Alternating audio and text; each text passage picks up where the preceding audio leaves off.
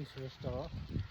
बेचारा 8 बजेसम्म, बिहान 8 बजेसम्म सुत्ने छोरालाई 5 बजे उठाएर साइक्लिङ गर्न ल्याएको साह्रै गाह्रो।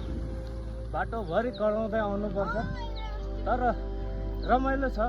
छोरासँग कराउँदै झगडा गर्दै साइक्लिङ गर्दा धेरै रमाइलो लाग्छ।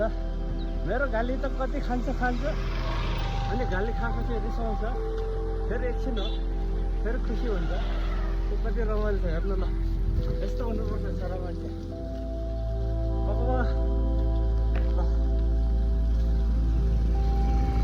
मलाई साइकल चलाउनु चाहिँ एकदम इन्ट्रेस्ट छ, तर बिहान चाहिँ अलिकति गाह्रो मान्छ।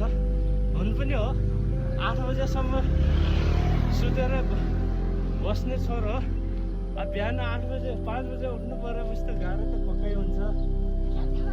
छोरा भन त, बाबासँग साइक्लिङ गरेर कस्तो लागिरहेछ? अलि ठुलो राम्रो मात्र, अरू भन न।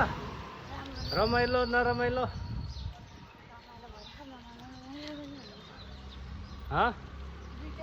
दुइटै भइरहेछ। अनि अब 8 बजेसम्म सुतिरहन्थ्यो, अब ट्याब पनि हेर्न पाएन। अब यहाँबाट जान साथ स्कुल, बिचरा ट्याबै हेर्न पाएन।